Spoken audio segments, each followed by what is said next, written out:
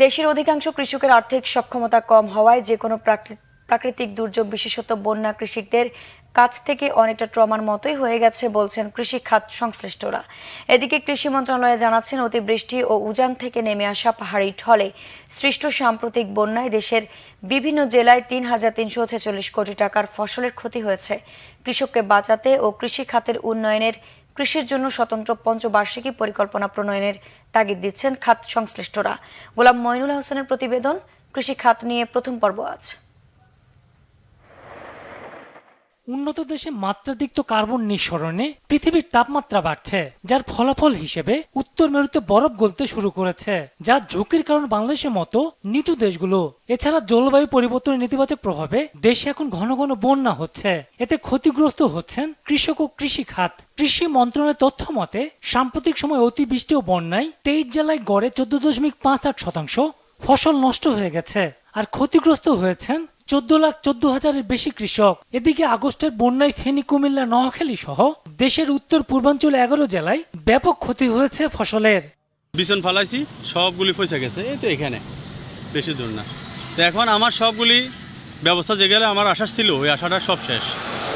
এখন আমি যে এখানে মনে করেন আমার নিজের গাড়ি দিয়ে হাল বাই সবগুলি, এখন মানুষকে বলতে পারি না আমার টাকাটা দাও, কারণ আমাদের এই কুমিল্লা ডিস্ট্রিক্টের ভিতরে যে আমাদের বাপ বলেন, দাদা বলেন, এরাও এত ফানি জীবনে দেখে নাই যে ইন্ডিয়ার বড় বড় ফানিতে আইসা আমাদের সব ধ্বংস। চেষ্টা করতেছি ঘুরে দাঁড়ানোর, তো এখন তো আমরা ঘুরে দাঁড়াইতে গেলে অনেক প্রবলেম হইতে হয়। যদি সরকার কিছু চেষ্টা করে আমাদের পিছনে খাড়ে, এরকম আমি একা না, কিন্তু আমার পুরো গ্রামে এই অবস্থা। শুধু কৃষিকে ঘিরে একটি পঞ্চবার্ষিকী পরিকল্পনা করতে হবে। সেখানে রাষ্ট্র সংস্কারের যে কাজ হচ্ছে, সেখানে অনেক জায়গা রয়ে গেছে যেখানে আপনার পদ্ধতিগত বিধিবিধান, আইনের ত্রুটির কারণে এখানে কৃষক এটা পাচ্ছে না। জ্ঞান, মেধা, প্রজ্ঞা, দেশপ্রেম, আদর্শ, নীতি, নৈতিকতা যার আছে, তাদেরকে নিয়ে দীর্ঘমেয়াদী কৃষির পরিকল্পনা নিতে হবে। তাহলেই আপনি এই কৃষি বেঁচে যাবে, দেশ বেঁচে যাবে। আমরা যদি উন্নত দেশের দিকে যাই, সবার আগে কৃষিকে নজর দিতে হবে। কৃষি অনুন্নত, দেশ উন্নত, এরকম নজির আপনি দেখাতে পারবেন না। যে পাশ্চাত্যের সোসাইটিতে যারা কৃষক মার্সিডিজ চালায়, তার নিজস্ব প্লেন আছে, সে একটা উন্নত জীবনের অধিকারী, সমৃদ্ধশালী জীবনের অধিকারী। আর আমাদের দেশে কৃষক যিনি দরিদ্র, অবহেলিত, নিষ্পেষিত। কৃষককে সুরক্ষা দিতে বীমা খাত সহায়ক হিসেবে কাজ করতে পারে বলে মনে করেন কৃষি খাত সংশ্লিষ্টরা।